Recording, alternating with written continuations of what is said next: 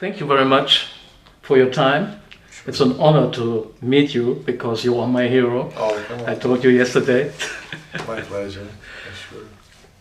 Rogerio, you are a drummer and percussionist, a composer, arranger, and educator. Mm-hmm. Maybe I forgot something, but you also are. Father, husband. Okay, and maybe an uncle. Also, yeah. A brother. Oh, yes. Okay. All that. Yeah. And you're from Sao Paulo in Brazil. Mm-hmm. And since, I think, 13 years, maybe 14, you live in New York City. Yes. Yeah. Please tell me how your life was in Sao Paulo, which is a city that is at least twice as big as New York City, right? Or a little more. What did you like the most about Sao Paulo? And maybe what not? Well, life in Sao Paulo can be very crazy because, as you mentioned, it's a very large city and the infrastructure is not as great, especially for the amount of people living in that city.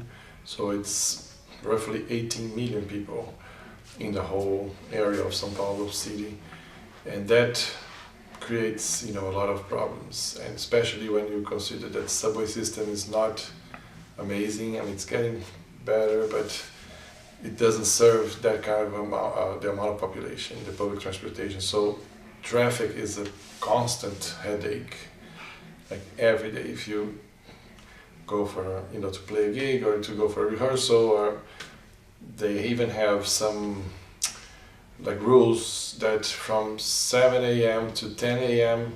and from 5 to 8 p.m. your car has to stay in the garage for 1 day of a week, according to the ending of your license plate. So 0 and 1 day, 2 and 3 another day. So you cannot use your car. They're trying to take cars out of the street, So it's a constant stress. Not to mention question of violence, and all the big cities in Brazil have that. So that's the not so great side. And of course pollution because of all the cars and buses and all that.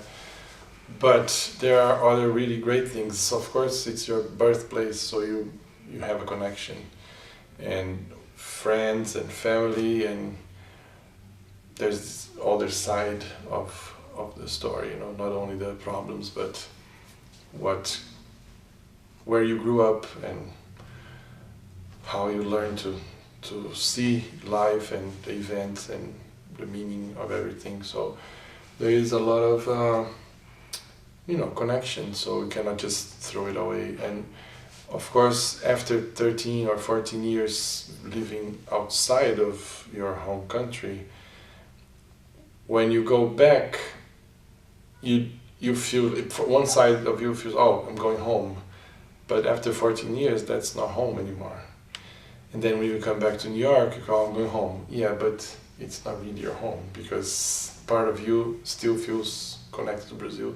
So it's what people call a third culture, because it's not one or the other, it's something else. So that's sort of what I've been experiencing in me and my family, because when we moved, we came all together, me, my wife, and 2 kids, and we all have the same experience of this not settled, you're home but you're not really home, and then you're in Brazil and you feel like you're home, you can understand everything that people are feeling and saying, but you feel like you don't belong anymore. So it's a little different position, I mean, only people that experience this really understand. I mean, you can understand, but really deeply understand when you live it, So, but in terms of my life, I was working as a musician in a full symphony orchestra that also had a big band in it. So it was called Orquestra Jazz Sinfônica do Estado de São Paulo, like the state-sponsored school orchestra that had this sort of a studio orchestra with all the instruments of a full orchestra, but also with the big band and drums. And so we would be receiving guests every month, like everybody from the Brazilian music scene, from Milton, Nascimento to Tom Jobim to Dori Caymmi and Hermeto Pascoal and Naná Vasconcelos and you name it, all Rosa Passos, everybody. And people would write arrangements specifically for their music, and they would come and perform with the orchestra. So I was playing percussion, like classical percussion, but also always involved in the Brazilian percussion. So it's this symphony orchestra, but playing Brazilian music mostly, not playing the repertoire, European classical repertoire. And that was one part of my, my jobs there.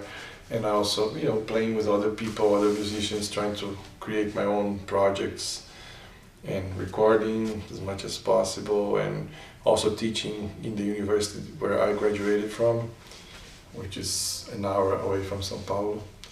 So that was sort of life before I moved to the US, and I was going there already for 4 years before I moved to work in a jazz camp and just connecting during the summer, and then doing some clinics on Brazilian percussion, Brazilian music, over like summer and winter. I kind of made my way to the US, through those clinics and those connections in the camps, and that's how I kind of made the transition. Yeah. To move. Do you remember how it started that you thought you might become a professional musician? Where did it come from? How did it happen to you? Yeah, that was sort of like a natural process in a way. I don't have a date that I thought, I want to be a professional musician, I want to do this.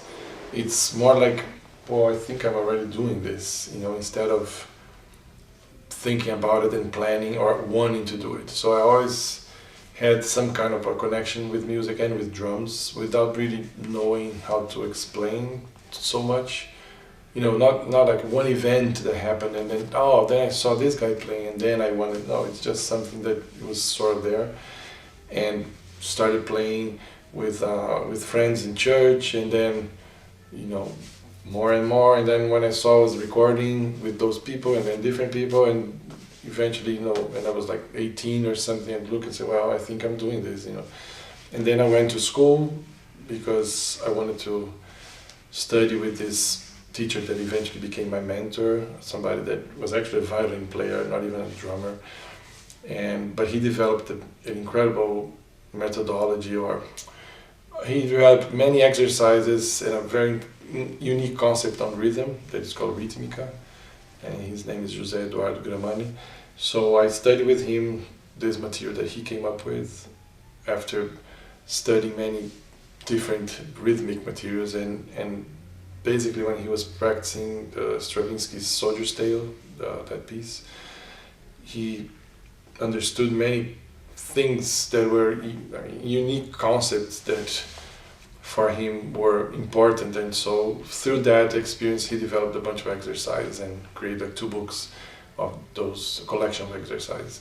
So I studied with him 4 years, and then eventually when he passed away, unfortunately, I went back to the school and started teaching that material there, and I'm teaching that also today.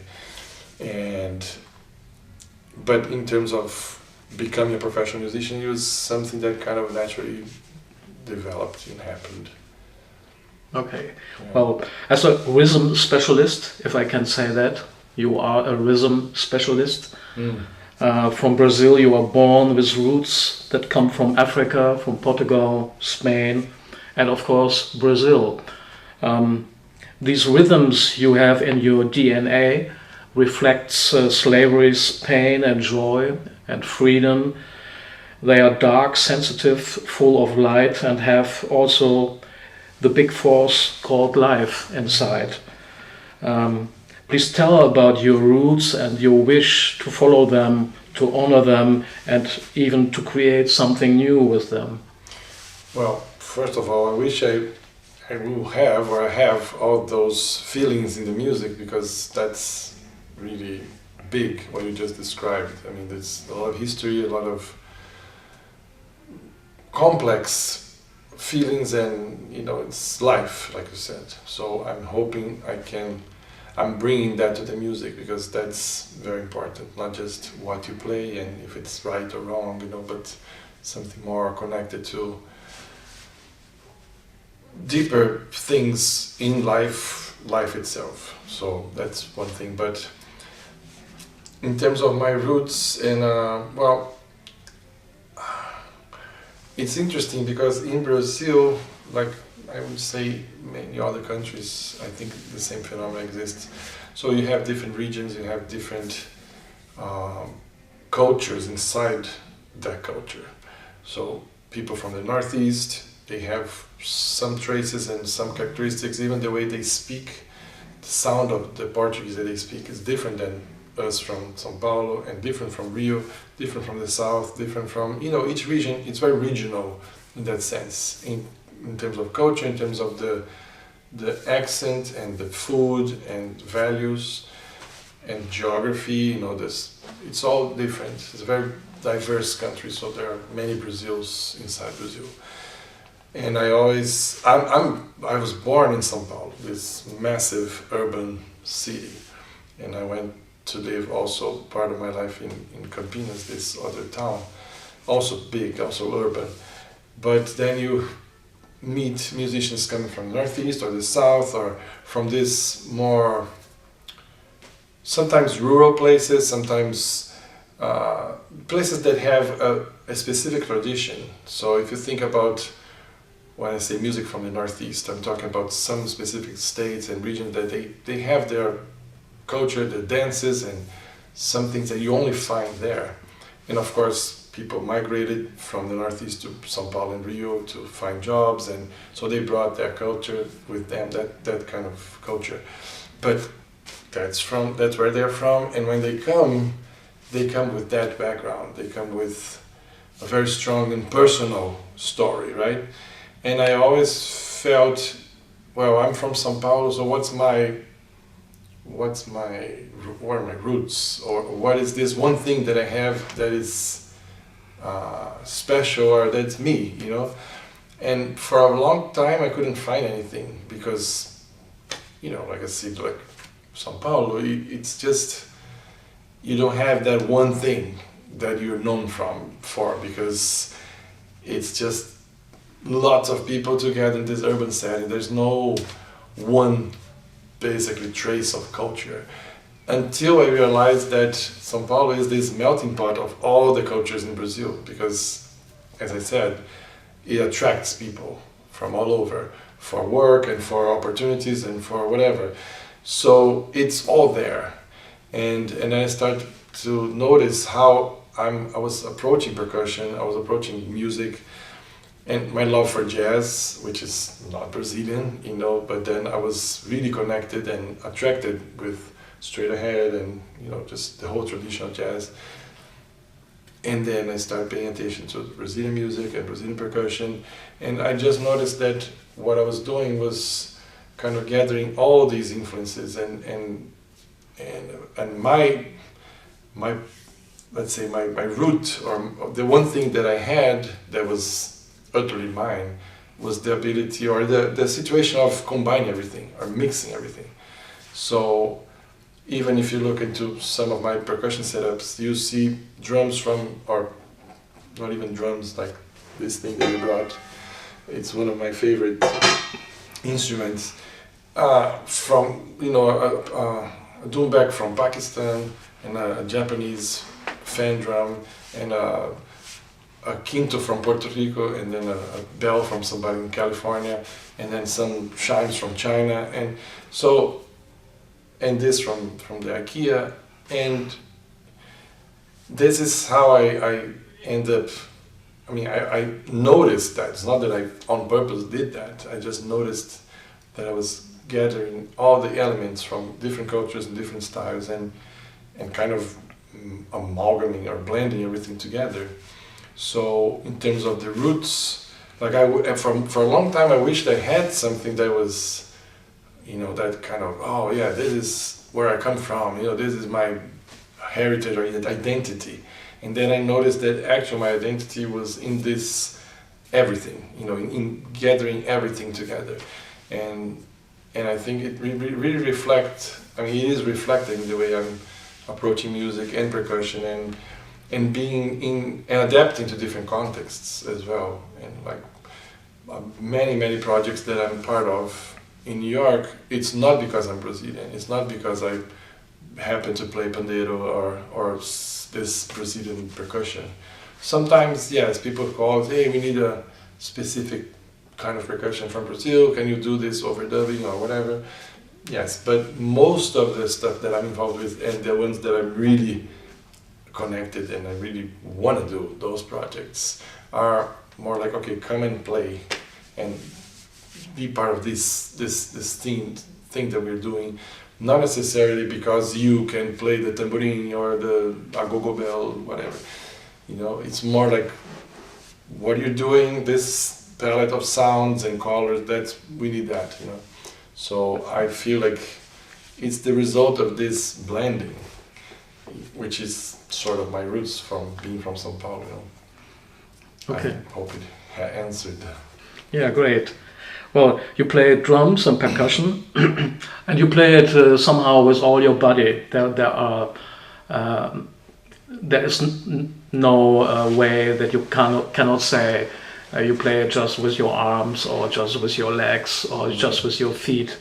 You are all in there and you are playing independent in a way. And you play with sticks, all kind of sticks, with brushes. You even use your voice somehow. Mm-hmm. You play with bells and all kind of native instruments like the shaker, the samba drums. Mm-hmm. Please tell me what your language is about. Yeah, I mean, as a principle, I think I'm attracted to sound and to texture and colors in sound. So when I'm traveling, I'm always interested in going to places that I can find different objects that can become instruments. You know, like this is a good example of an object that is not made for music, but it has so many sounds.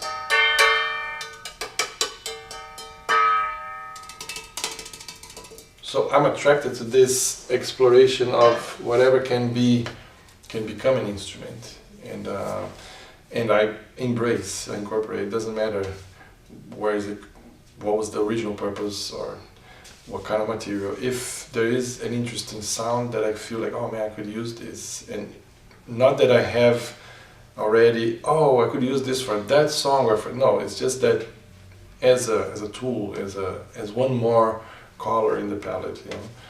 So that is one thing that kind of drives me to collect all these instruments or things that become instruments.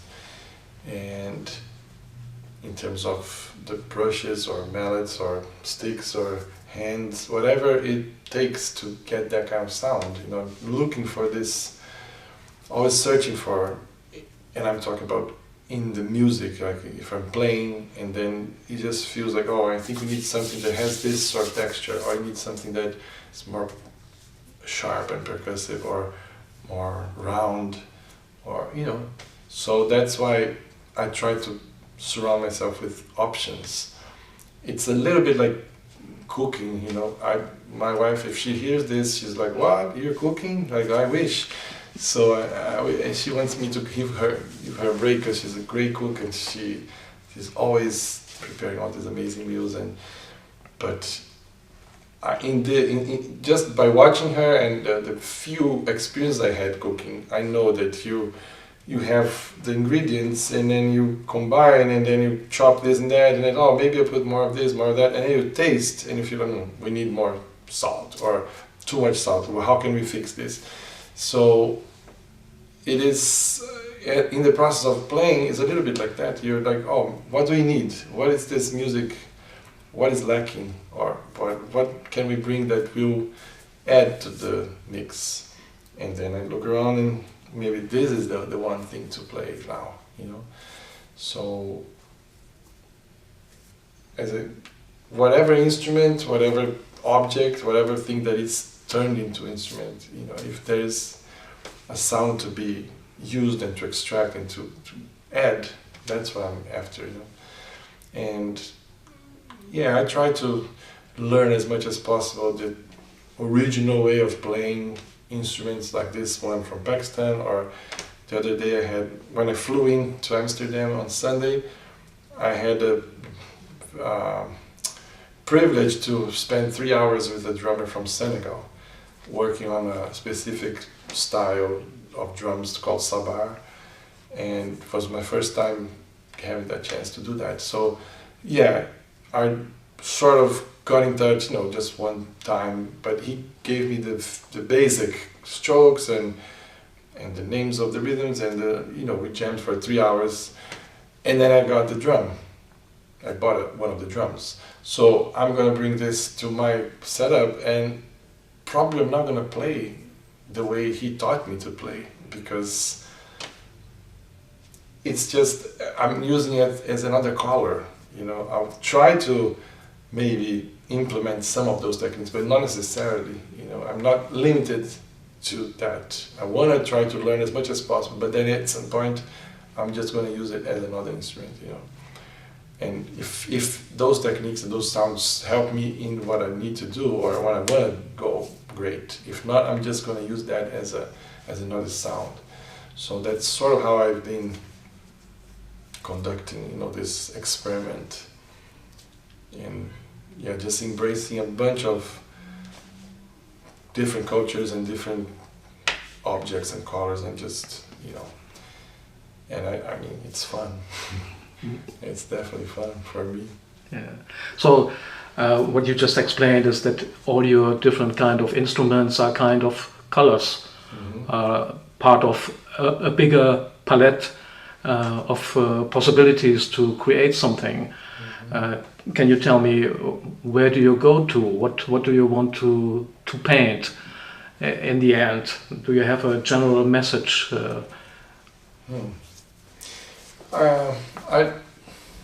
Not something specific like that, but I think what makes it interesting for me in all the projects is the connection with the other musicians and listening to what's happening and asking basically, so what can I bring to this conversation?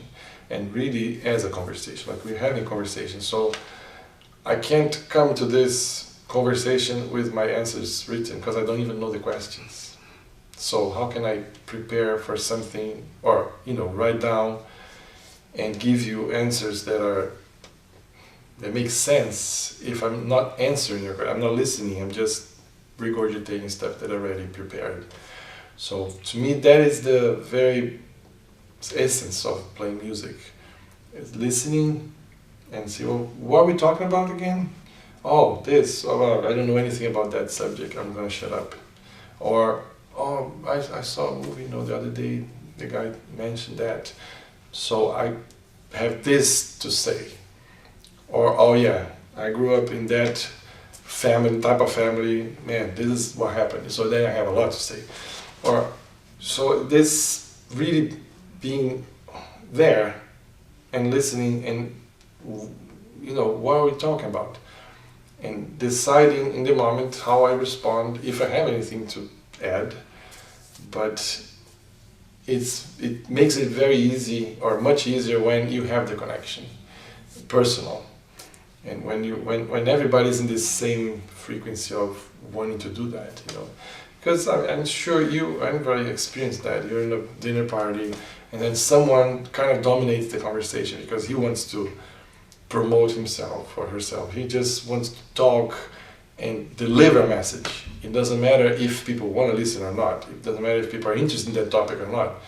There's always somebody, it's annoying. You don't want to be around that person because, come on, But if, on the other hand, if you are with friends that everyone wants to listen to each other, like, oh no, well, what were you saying? How was your vacation time in Brazil, or whatever? How is your family doing? What happened to your son? Or just, everybody's interested in each other's life, and so if you play music like that, then it's a different thing. So you want to be there. You want to listen to what they're saying, and you want to know, and if they ask, you want to tell. So I think it's about a lot about that kind of connection. So that's what interests me in making music. So if I go to a conversation or any event that I know everything's gonna happen, it's not that much fun, for me. Okay. Well, you use an instrument that's called the triangle. Yes. Can you tell me what you like so much about this instrument, and what is the function for you of this instrument?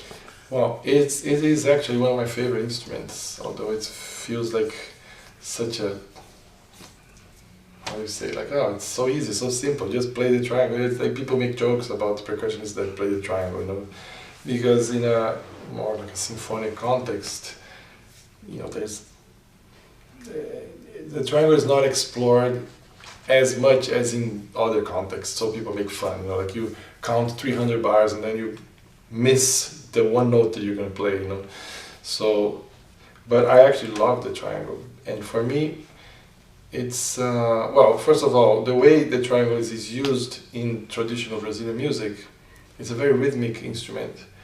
It has this, plays a lot of the subdivisions of the rhythm, and it's a driving element in the music. And it's part of a strong tradition of dances in the northeast of Brazil that it's called forró, the general party. And so that's sort of the entry point of this conversation of triangle. But then my personal experience with triangle is this, that it's actually a very good illustration of finding the identity that we were talking about before, the roots. So I remember in the orchestra that I was telling you about, I'm playing timpani, and then eventually there is a part that I had to play the triangle. And rhythm triangle, not the bling. And so I'm behind the timpani, sitting on that stool and playing the triangle and feeling, man, I don't know, I was dying to try to play the triangle on top of the timpani, on the head of the timpani. And I know that classical percussionists would kill me if they saw me doing that, because you don't touch the head, it's all sensitive, all that.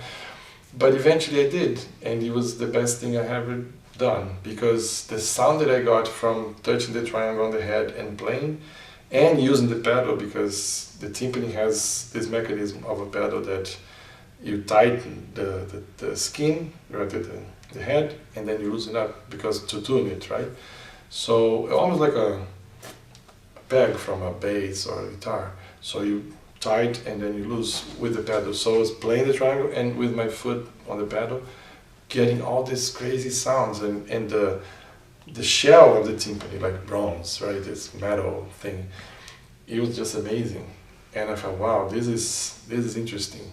How you can transform the sound, by incorporating this, like by mixing, by touching one instrument on the other, like just, this transformation. That's also something that really calls my attention. How, you have one setting, one situation, then if you add this other one, it completely changes.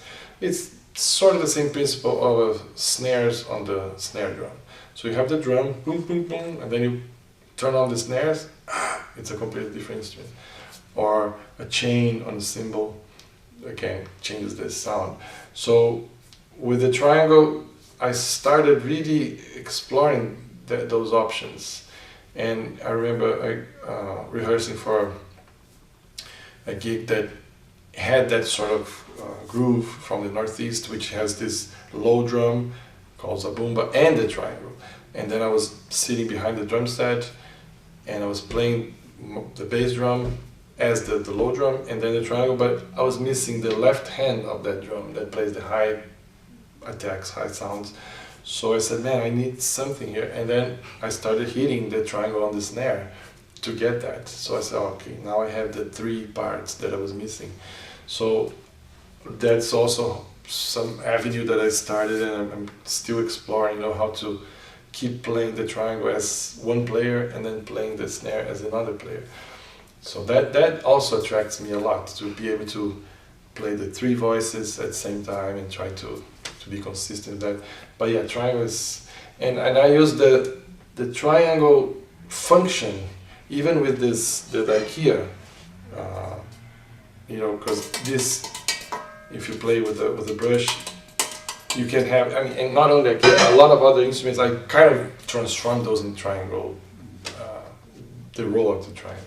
So it's I'm just attracted to that a lot. But it sounds you are a huge improviser all the time. You are searching for anything that comes, and it comes to you.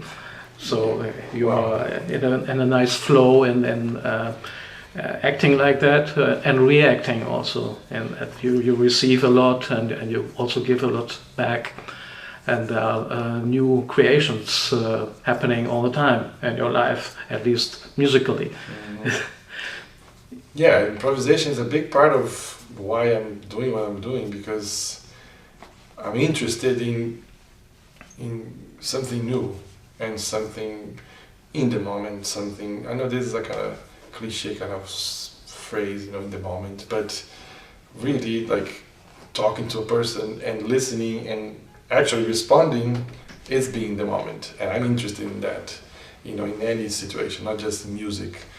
And yeah, to me it's fun to create and react, and because sometimes you have sort of an idea, oh yeah, we're going to do this, we're going to play blah blah blah, and then eventually something happens and just changes the whole course of the music, and if you're not comfortable or prepared or interested in that, that might upset you. And to me, I like the surprises, you know, I don't like to go to a place where I know the end of the joke, and that's no fun.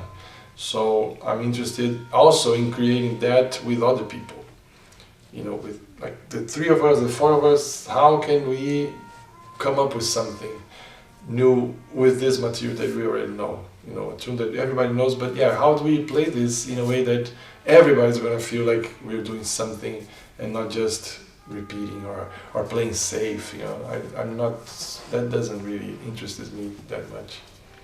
Yeah. So. Can you tell me in general, or try at least, what sound is, what is rhythm? Maybe does sound have something inside? How does it look inside? Is a kind of architecture in a sound, maybe? What do you think?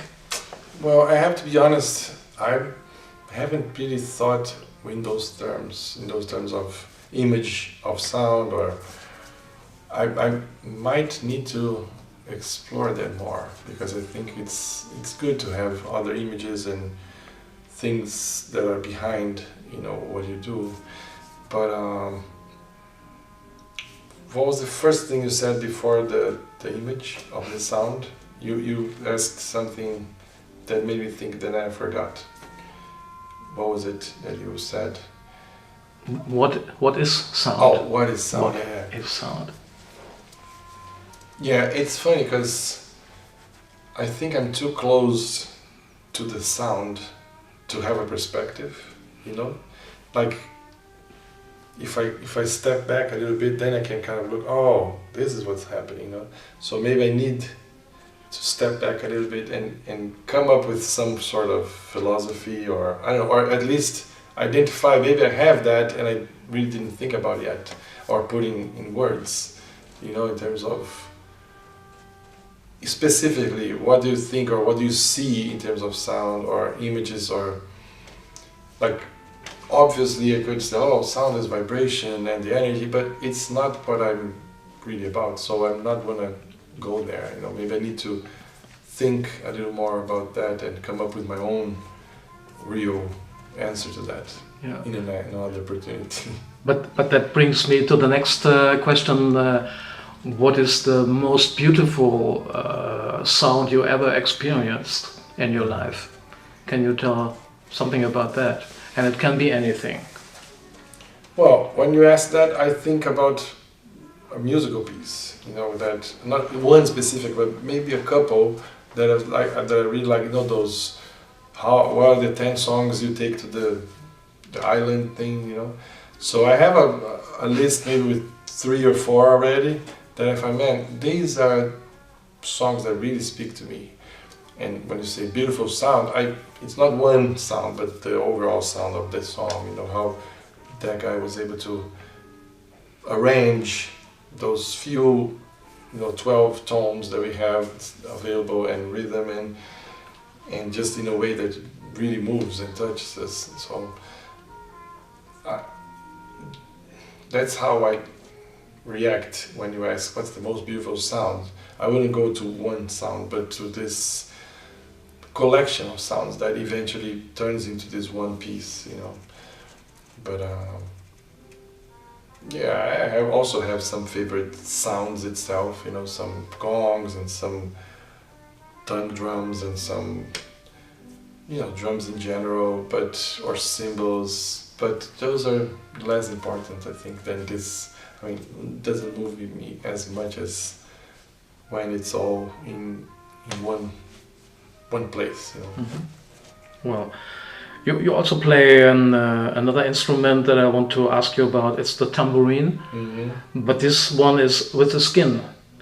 So it is with a drum head somehow, so it's a double function. Can you tell me about what it is, what the magic is for you to play this special instrument?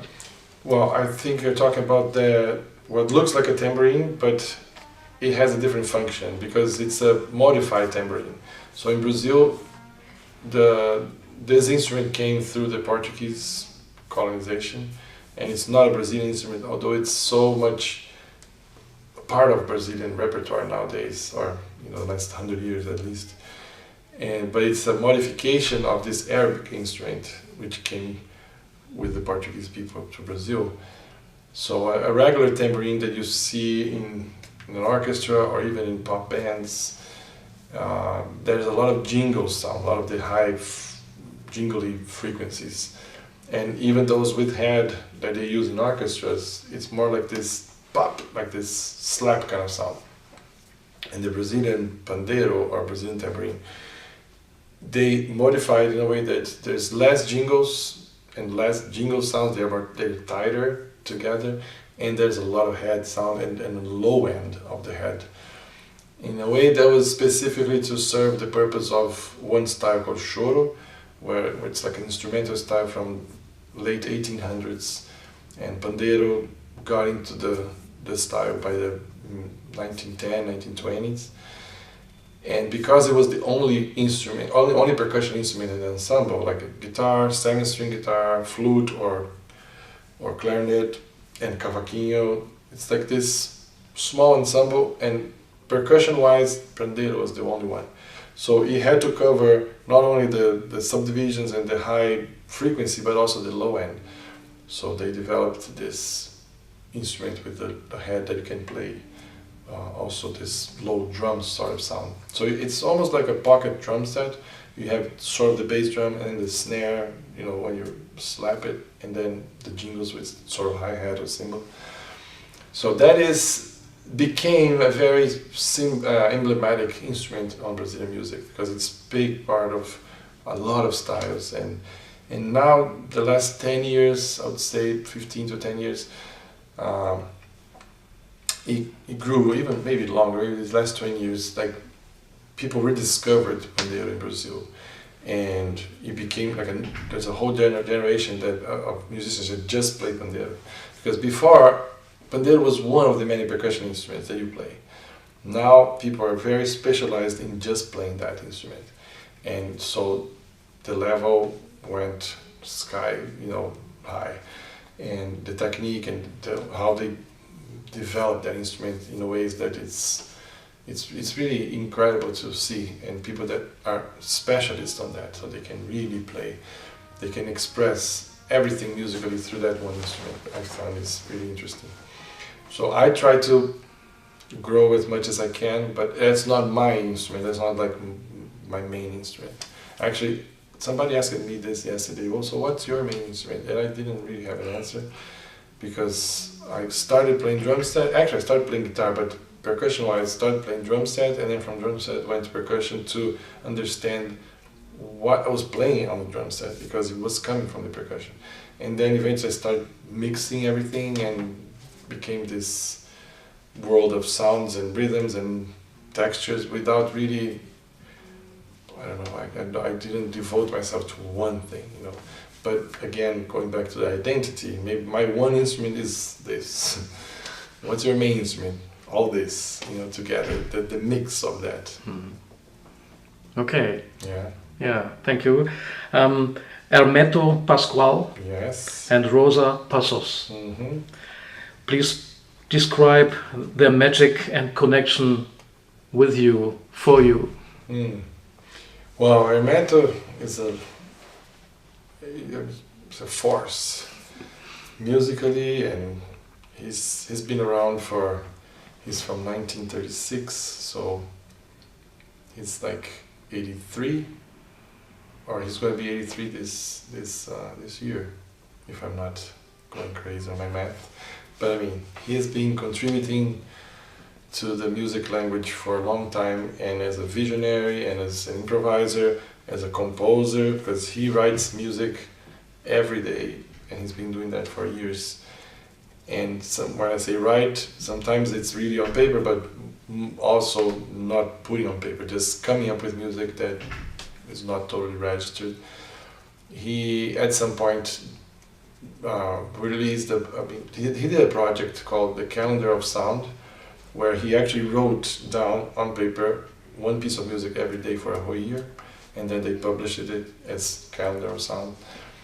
He wanted everybody in the planet to have a song for their birthday, so he's a major influence, because he's also somebody that combines a lot of different elements.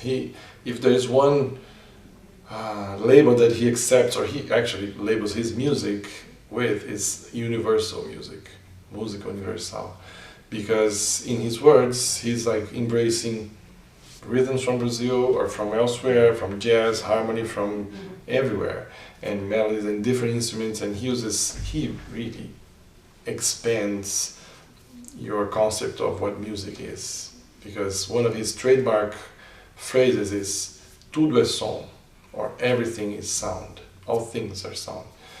So and everything is music. So he hears a person speaking, and he can hear the shape of the melodies.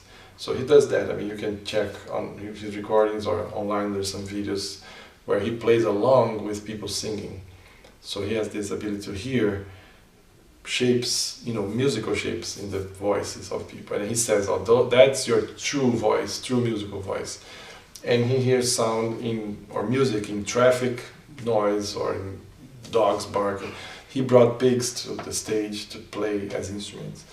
So he's like expanding everything we think about music.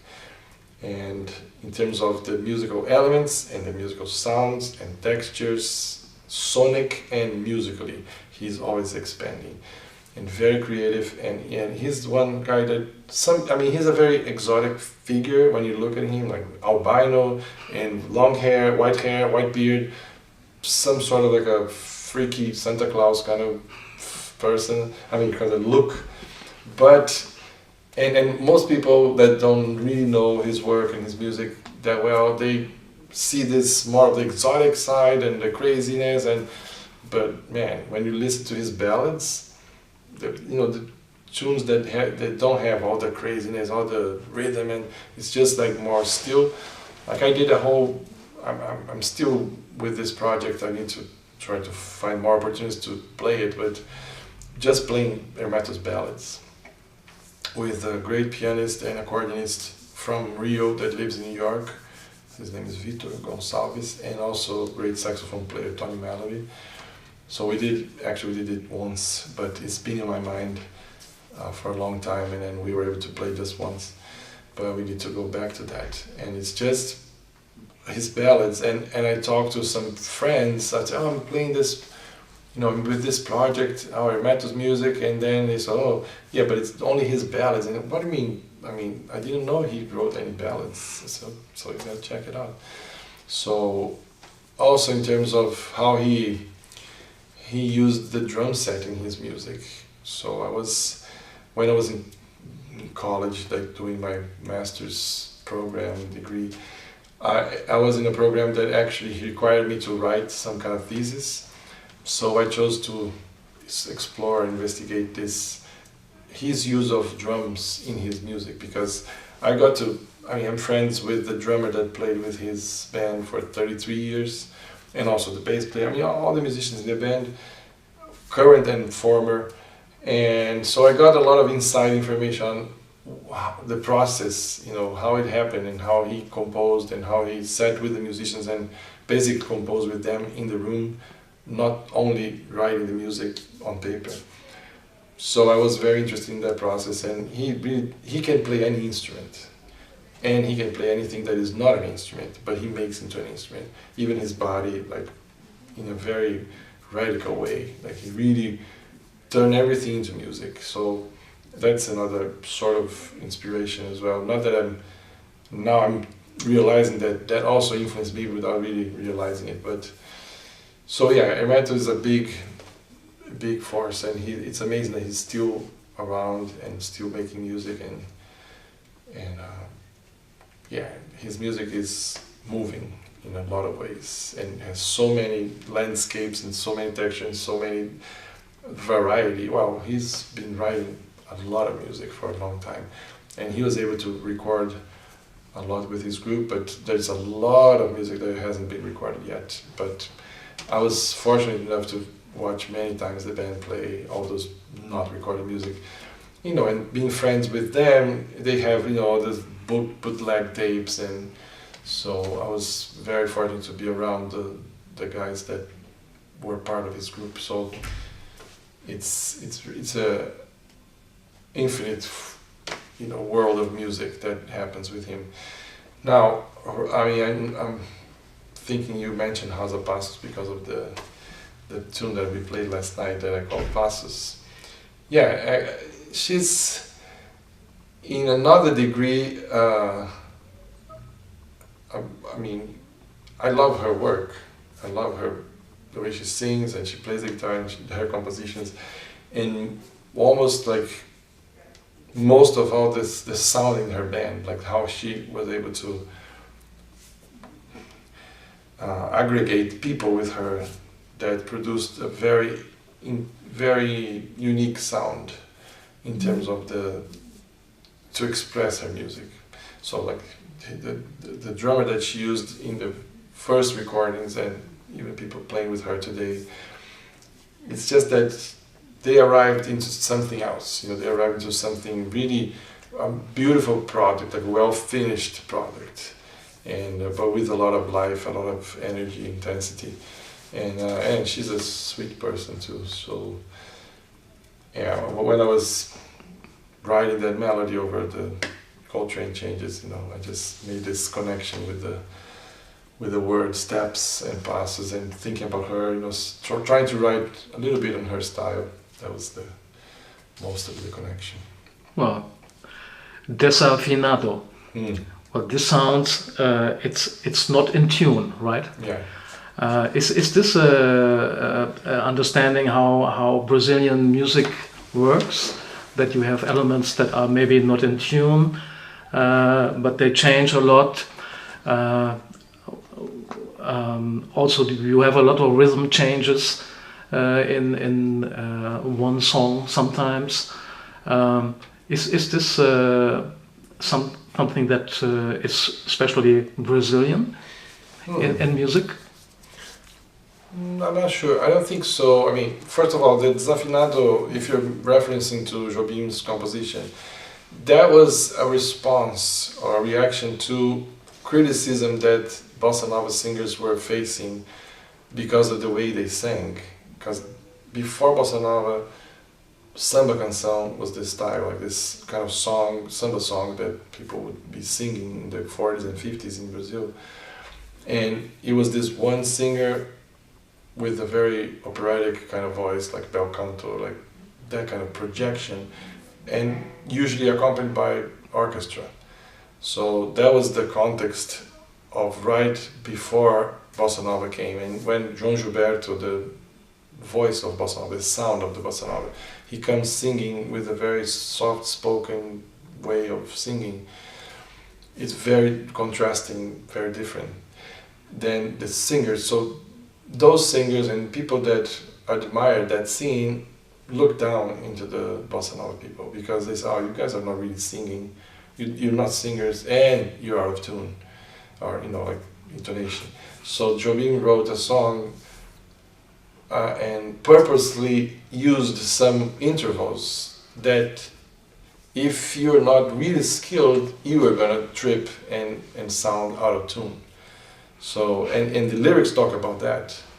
Like, if you say I sing out of tune, my love, that's because you don't understand a lot of things, but he actually puts himself in a very humble situation. Oh, this musical ear that God gave you, it's like a big privilege, not everybody has that. So but one thing you cannot say is that my love is not big enough, or you cannot say bad things about my love. And one thing you're forgetting is that every out-of-tune singer also has a heart. So he touches in another way, but also says, yeah, I have to say this is very natural for bossa nova musicians to be out of tune. They respond in a very polite way of saying, man, you don't really know what you're talking about, because try to sing this melody and you see, So that's sort of the hint on that song. But I don't think Brazilian music has a lot of the nuances that other cultures have, like Indian music, for instance, that they have. We say we have 12 tempered tones, right? From C to C, like 12 half steps. They have 24.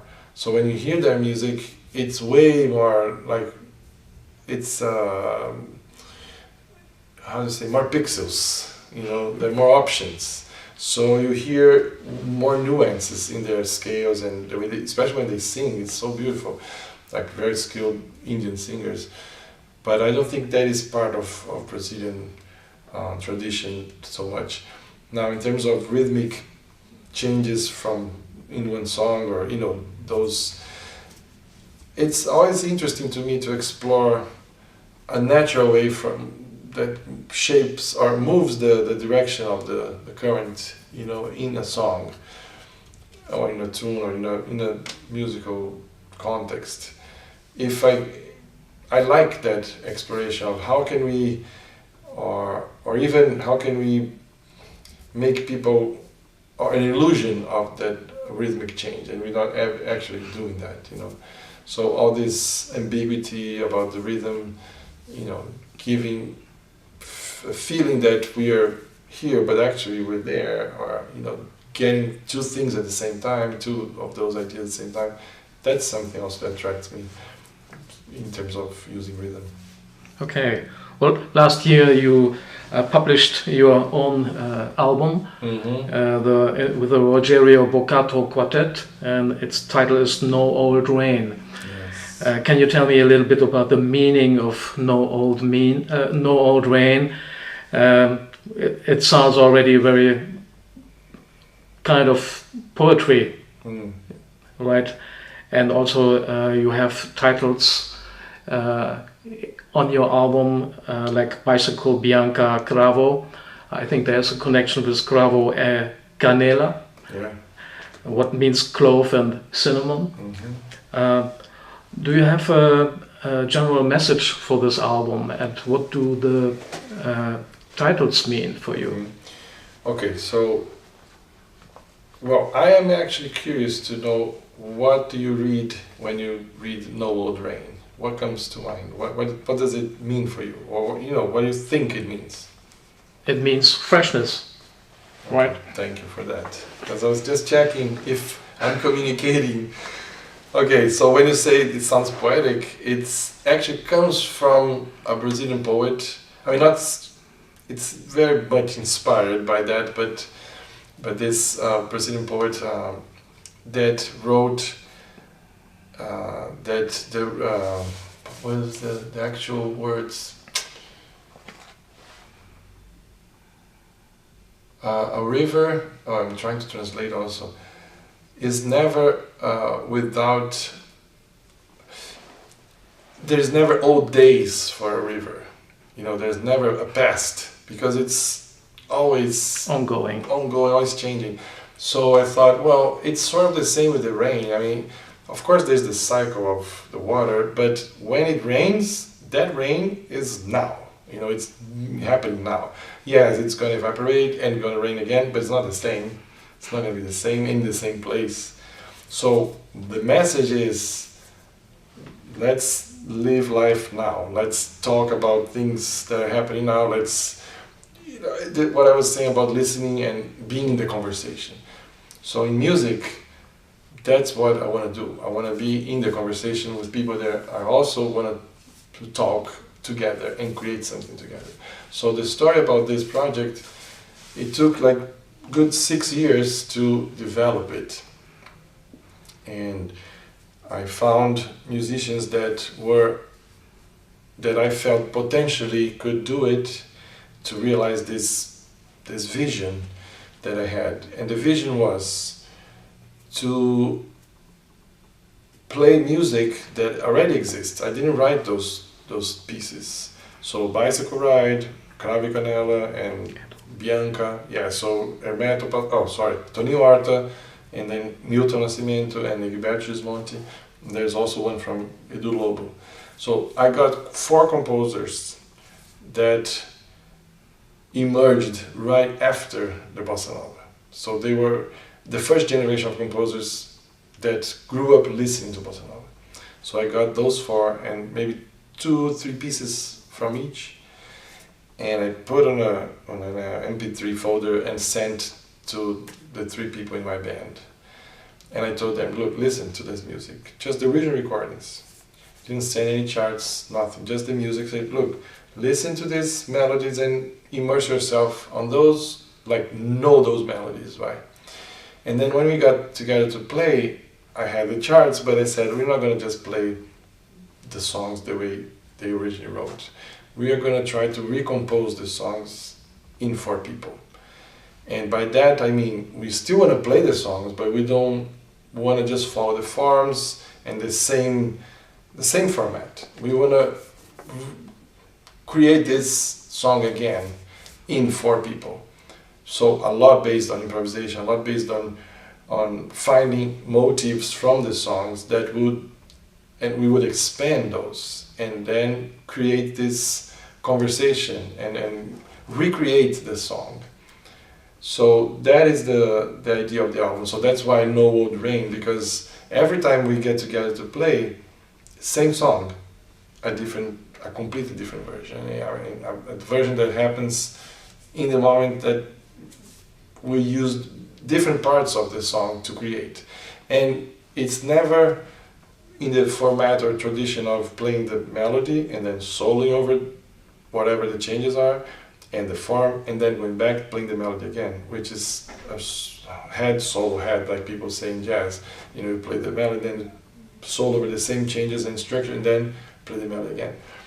If you listen to the recording, the first 3 tracks that are listed is actually one suite, one piece, like a 15-minute long or 18 minutes, whatever. So we play this, we start with the first, and then we move to the next, and then move to the next, without recapping any of the melodies, because it's going, it's never going back. You know, like the rain rained, and now it's, if it rains again, it's a new rain, not the old. So that's sort of also the spirit of like, there's a funny, I don't know if you guys will relate to this, but it's a funny comedy show in the US called, before, it originally was called Whose Line Is It Anyway, or something like that, and then they had they made it in another format, but it's basically for improvisers, stand-up guys, you know, comedy people, and they are prompted by the guy that runs the show, say, okay, here's the scene. You are in a hotel, and then this Middle Eastern lady lost her keys, whatever, go. And they had to just, you know, improv. But there's one specific game that they play that is called New Choice. So one guy keeps the mic and he prompts, right? He says, oh, you're in this situation, go. But every time he says new choice, like the person says, oh, how are you doing? You look so fat. And he says, new choice. Oh, you look so thin, new choice. Oh, you look so ugly. You know, they have to get a new choice of words because the guy is just messing with them, you know, and seeing how far they can go, how they can get out of that situation. So it's a little bit like that too. Oh, we play this, okay, now new choice. Next time, new choice. I don't wanna even try what worked last time. I wanted us to get a new choice. So at some point I thought about naming the quartet New Choice Quartet, but I didn't go there, you know.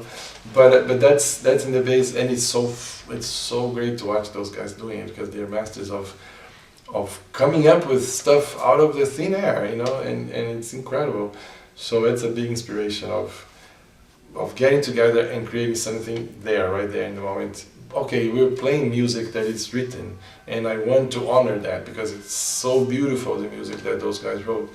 But I don't want to recreate Mona Lisa, you know, I don't want to try to, you know, repaint something that's so unique and marvelous. Like, why? I would spend time maybe to learn, maybe to get my skills sharper, but not to, okay, here's what I did, like my version of Mona Lisa that is so similar to Da Vinci's. Why? You know, I don't feel like it's my calling. But to try to recreate those pieces in this fresh way and collectively, that's what is important to me. So this recording is basically a realization of this vision, much more than me playing the drums.